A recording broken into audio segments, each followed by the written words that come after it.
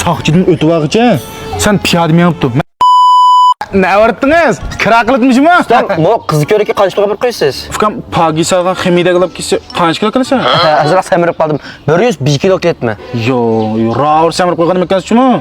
100 kiloning tuvayniga 10 koy, 100 kiloning yuqorisiga 20 koy tutmuş. Niki? Kilo sani qilib pulala qayshmi? Nadunda ish va? Burun men shirkat vaqtida bundan qimmat qilibman. Nima shirkatda? Axlat Tushiqan. Axlat Tushiqan? Bu Axlat Tushiqan motimi? Nima deb o'ylagan? Meni bankda pul tushib deb o'ylaganmi?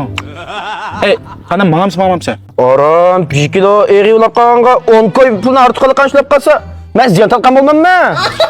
Unda o'sha 300 kilo samir bankal. Ha, ziyon tortmaysan. Ha, ustam mangli. Ha, chiqa. Ha, unda qalpoq kiyib oljimi? Ha, men qana. Ha, unda osmondiq ha.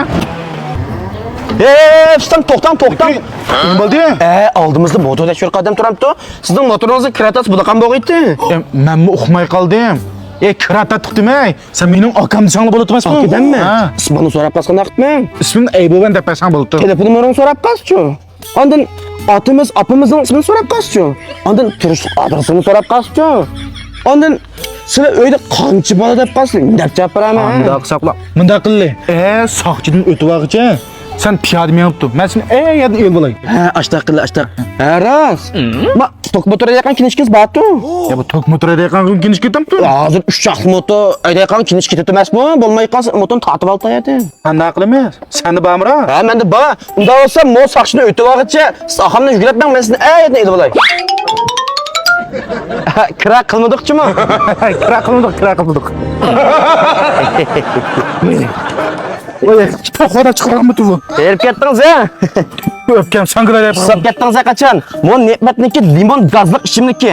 Mo ufsuzlikni qandirdi. Ne'matniki qahvasi deb olganmi? Olgan. Mush dal ash ne'matniki limon gazliq ishimniki. Bak yaxshi moniki. Ha, tam yaxshi. Tamam, haqiqatan. Sodiqim chiqdi. Siz qanday? Nas maydami? Ha, oldimizni saqchilab qas qanaqmiz? Men doktor emas. Bo'ladi. Ketib yurib aran kelib oldik-a. Aka, siz qancha kilo kelsiz? Shundayman. 130 kilo kelib men qana deysan? Ha, unda bo'lsa 20 kilo bersiz bo'lak juma aka. Nishqa? Kirani men qilsam sen olamiz pulni? Hayotim yo'q, motorni kim haydadi? Saydim. Kirakash kim bo'ldandi? Kimni tushidi? Sen tushiding, sen kirakash olding. Ha, misli to'la gap qilmayman, pulni aytamansan.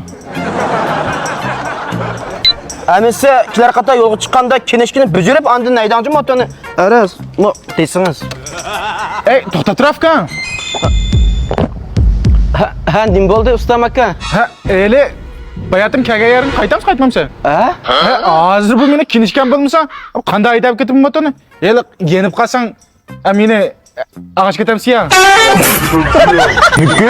Qanday qiladinglar?